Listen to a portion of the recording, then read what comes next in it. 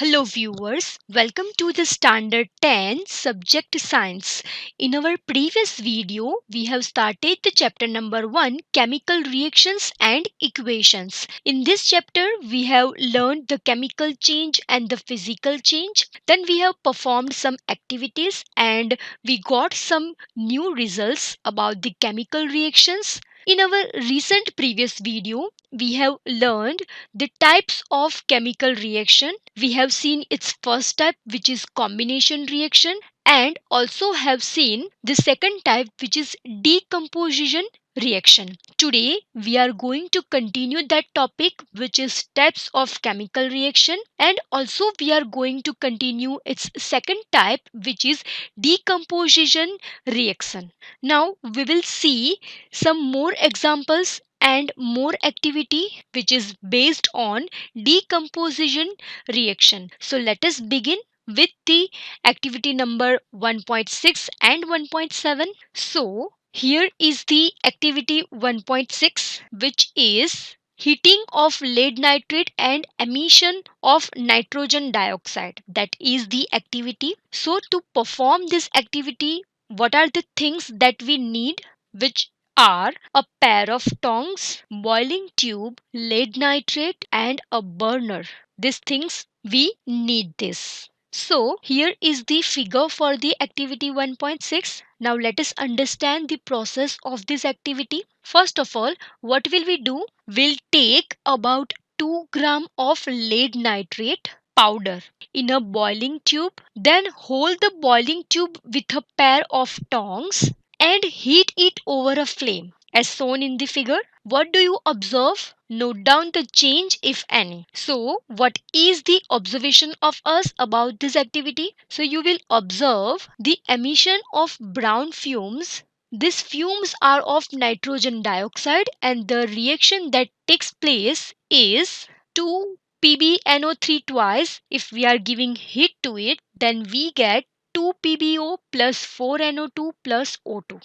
Here you can see a single reactant, it means the lead nitrate, break down into the simpler products, which are lead oxide, nitrogen dioxide, and oxygen. So here is the example for the decomposition reaction because it satisfies the definition of decomposition reaction. Now let us move to the activity 1.7, and this activity is electrolysis of water. So what are the things to perform this activity we need, which is a plastic mug, then we need hydrogen. Now let us understand what are the things that we need to perform this activity. So we need this type of structure. In this there is test tube, water, graphite rod, anode cathode, rubber stopper, the plastic mug, and the hydrogen and oxygen will produce. So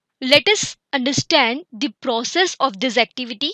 First of all, take a plastic mug, drill 2 holes at its base, and fit rubber stoppers in these holes. Insert carbon electrodes in these rubber stoppers as shown in the figure.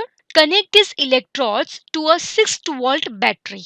Fill the mug with water such that the electrodes are immersed. Add a few drops of dilute sulfuric acid to the water. Now take 2 test tubes filled with water and invert them over the 2 carbon electrodes. Then switch on the current and leave the apparatus undistributed for some time. You will observe the formation of bubbles at both the electrodes. These bubbles displace water in the test tube. Once is the volume of the gas collected the same in both the test tubes? Once the test tubes are filled with the respective gases, remove them carefully. Test these gases one by bringing a burning candle close to the mouth of the test tube. This step must be performed carefully by the teacher. What happens in each case? Which gas is present in test tube, that we have to observe from this activity. Now let us see